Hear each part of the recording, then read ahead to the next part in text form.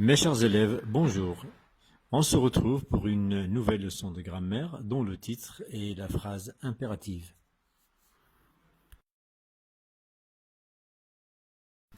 C'est un cours de 6e année, bien sûr.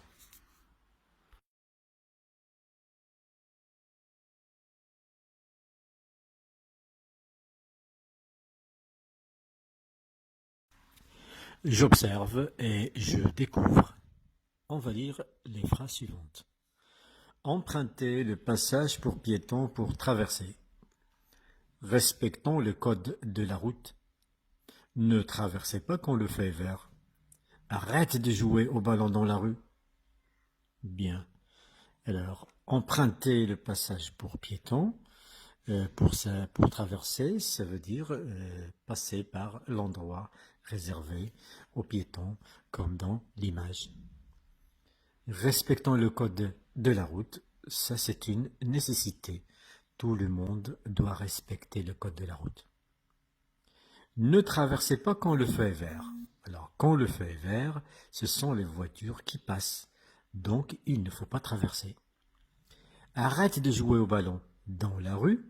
Bien sûr, il ne faut pas jouer au ballon dans la rue parce que c'est dangereux. On risque d'être écrasé par un véhicule.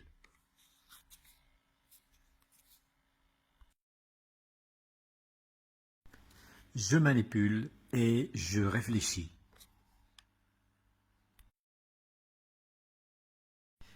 Voyons maintenant par quel signe de ponctuation se terminent ces phrases. Dans la phrase A, vous voyez bien qu'il y a un point. Dans les phrases B, C et D, nous avons des points d'exclamation. Les verbes en couleur sont-ils précédés d'un pronom? Alors, vous voyez bien, sur les phrases, il n'y a pas de pronom. Normalement, emprunter, c'est un EZ. Il s'agit de la deuxième personne du pluriel et on n'a pas mis de pronom. Respectons ONS, ça veut dire que c'est la première personne du pluriel aussi, mais on n'a pas mis de pronom. De même pour traverser. Dans la phrase D, arrête, puisqu'on s'adresse à une personne, c'est-à-dire c'est la deuxième personne du singulier, et normalement c'est un tu.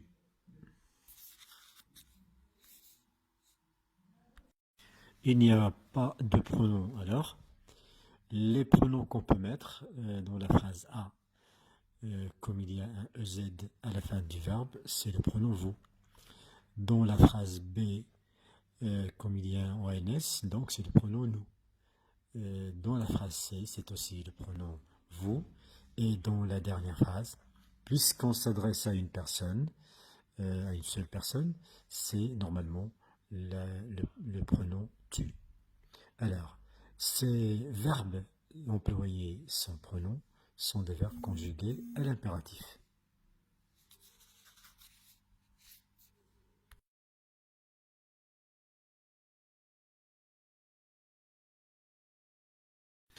Quelle phrase, parmi les phrases suivantes, exprime un ordre? Bien sûr, c'est la phrase D. Arrête de jouer au ballon dans la rue.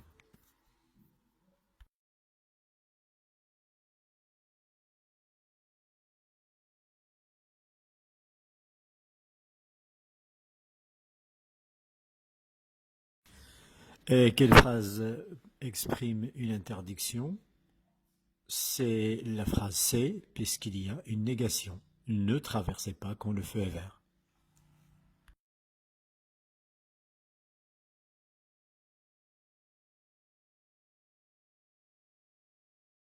Et enfin, quelle phrase exprime un conseil? Ce sont les phrases A et B.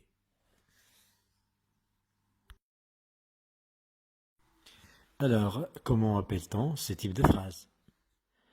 Nous avons vu qu'elles sont construites autour d'un verbe à l'impératif, qu'elles expriment un ordre, un conseil ou une interdiction, et qu'ils peuvent se terminer par un point d'exclamation. Alors donc, ces phrases, ce sont des phrases impératives, et c'est l'objet de la leçon, la phrase impérative. Qu'est-ce que vous devez retenir?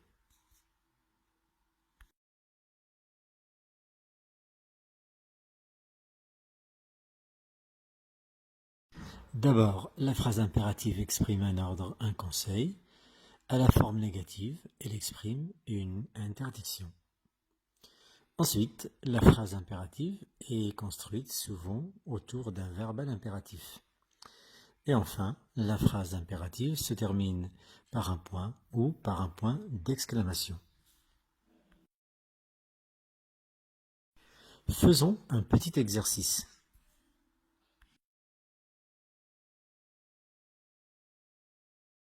Parmi les phrases suivantes, lesquelles sont des phrases impératives?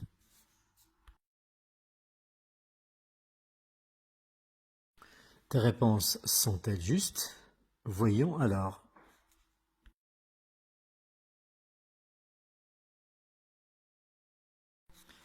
Si tu as souligné la phrase C et la phrase E, ta réponse est juste. Alors, merci de votre attention et à la prochaine leçon.